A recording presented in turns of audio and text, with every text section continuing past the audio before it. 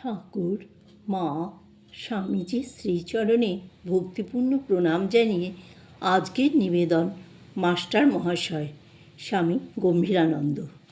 শ্রীযুক্ত মহেন্দ্রনাথ গুপ্ত স্বপ্রণীত শ্রী শ্রী রামকৃষ্ণ কথামৃতে শ্রীম, মাস্টার, মণি, মোহিনীমোহন বা একজন ভক্ত ইত্যাদি ছদ্মনাম বা অসম্পূর্ণ পরিচয়ের আবরণে আপনাকে গুপ্ত রাখিতে চেষ্টা করিয়াও ব্যর্থকাম হইয়াছেন, কারণ তাহার অনুপম কীর্তিসৌরভ আপনা হইতেই সর্বত্র প্রসারিত হইয়াছে। 1882 খ্রিস্টাব্দে শ্রীরামকৃষ্ণের প্রথম দর্শন লাভকালে তিনি মেট্রোপলিটন বিদ্যালয়ে শ্যামবাজারস্থ শাখার প্রধান শিক্ষকের পদে নিযুক্ত ছিলেন। শ্রীরামকৃষ্ণ ভক্তমণ্ডলীতে সুপরিচিত রাখাল, বাবুরাম, সুবোধ, পূর্ণ, তেজচন্দ্র, পল্টু, ক্ষীরোদ, নারায়ণ প্রভৃতি বিভিন্ন সময়ে ওই বিদ্যালয়ের ছাত্র ছিলেন। এই জন্য তিনি মাস্টার মহাশয় নামেই পরিচিত ছিলেন। এমনকি ঠাকুরও তাহাকে কখনো মাস্টার বলিয়া অভিহিত করিতেন। কথামৃতের আদিতে শ্রীমদ্ ভাগবত হইতে এই শ্লোকটি উদ্ভূত হইয়াছে।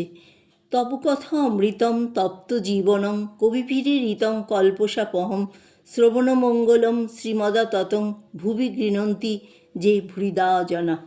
শ্রী শ্রী ঠাকুরের কথামৃত প্রচারপূর্বক মাস্টার মহাশয় সত্যই শতসহস্র ধর্মপিপাসু ব্যক্তির গৃহপার্শ্বে অমৃতের ধারা প্রবাহিত করাইয়া সর্বোত্তম ফলদানের অধিকারী হইয়াছেন।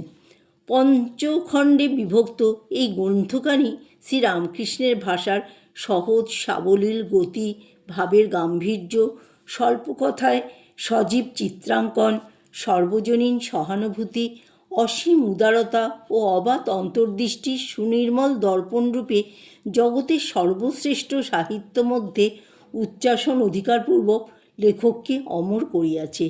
একটি জীবনের পক্ষে ইহাই যথেষ্ট হইলেও মাস্টার মহাশয় ইহাতেই সন্তুষ্ট না থাকিয়া স্বীয় চিত্তাকর্ষক ও প্রেরণাপূর্ণ মৌখিক ও উপদেশ প্রভাবে শতসহস্র দুর্বল ধর্মপথচারীর সম্মুখে শ্রীরামকৃষ্ণ জীবনের উজ্জ্বল আলো তুলিয়া ধরিয়া এক নবীন দৃষ্টিভঙ্গি ও স্পৃহা জাগাইয়াছেন।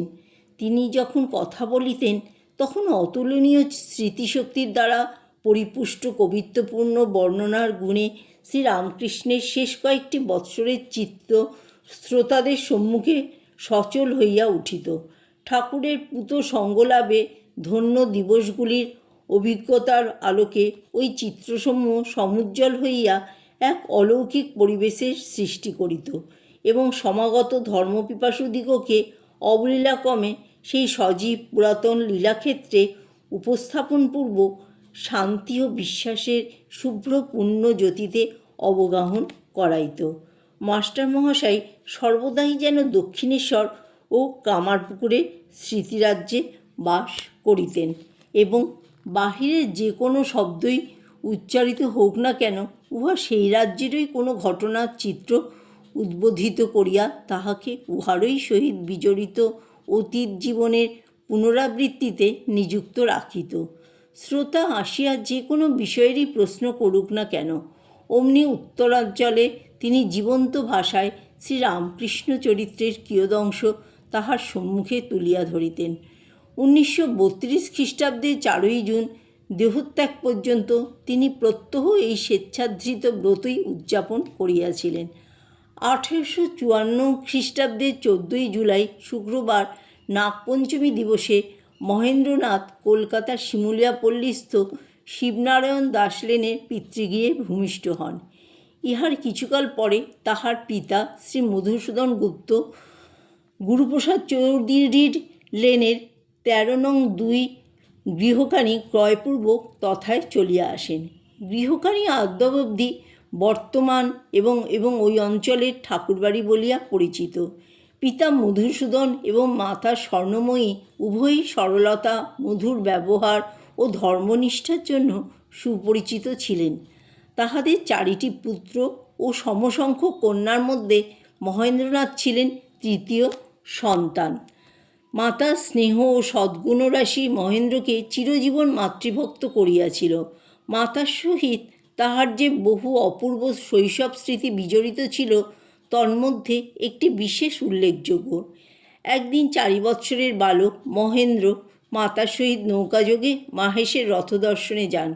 প্রত্যাবর্তনকালে সকলে দক্ষিণেশ্বরে ভবতারিণীর দর্শন মানসে চাঁদনীর ঘাটে নামিয়া যখন নবনির্মিত উদ্যান ও মন্দিরে ইতস্তত ভ্রমণ করিতেছিলেন, তখন কালী মন্দিরের সম্মুখে অবস্থিত বালক অকস্মাৎ আপনাকে জননী হইতে বিচ্যুত দেখিয়া কাঁদিতে থাকে। অমনি শ্রীমন্দির হইতে নির্গত এক সৌম্যমূর্তি ব্রাহ্মণ তাহার মস্তকে হস্তস্থাপনপূর্বক সান্ত্বনা প্রদান করিলে বালক সুস্থ হইয়া নির্নিমেষ নয়নে তাহাকে দেখিতে থাকে। উত্তরকালে মাস্টার মহাশয় এই পুরুষপ্রভু সম্বন্ধে বলিতেন, হয়তোবা ঠাকুরই হবেন, কারণ তার কিছুদিন আগে রানী রাসমণি দক্ষিণেশ্বরে কালীবাড়ি প্রতিষ্ঠা করেছেন এবং ঠাকুর তখন মা কালীর পূজক পদে রয়েছেন। আর একবার 5 বৎসর বয়সে মাতার সহিত এক সুবৃহৎ ছাদে অবস্থানপূর্বক অসীম নীলাকাশ দর্শন করিতে করিতে তাহার মনে অনন্তের উদ্দীপনা জাগিয়াছিল। বৃষ্টির সময় মহেন্দ্র নিস্তব্ধ পৃথিবীবক্ষে দণ্ডায়মান থাকিয়া নিঝুম বাড়িপাতের মধ্যে অসীমের চিন্তায় মগ্ন হইতেন। কালীঘাটের ছাগবলি তাহাকে ব্যথিত করিত। মাতার সহিত উহা দর্শনান্তে মনে মনে প্রতিজ্ঞা করিয়াছিলেন যে ভবিষ্যতে উহা বন্ধ করিতে হইবে। কিন্তু ভবিষ্যৎ যখন আসিল, তখন পরিণত বয়স্ক মাস্টার মহাশয়ের চিন্তাধারায় আমূল পরিবর্তন ঘটিয়াছে। সুতরাং আর কিছুই করা হয় নাই। স্নেহময়ী জননী তাহাকে কৈশোরেই ফেলিয়া চলিয়া যান। সেদিন মহেন্দ্র অশ্রু বিসর্জন করিতে করিতে নিদ্রাভিভূত হইয়া স্বপ্নে দেখিলেন, জননী সস্নেহে বলিতেছেন, আমি এ যাবৎ তোকে লালন পালন করেছি, পরেও তাই করব, তবে তুই দেখতে পাবি না। জগদম্মা পরে সত্য সত্যই তাহাকে লালনের ভার লইয়াছিলেন। জয় ঠাকুর, জয় মা, জয় স্বামীজি।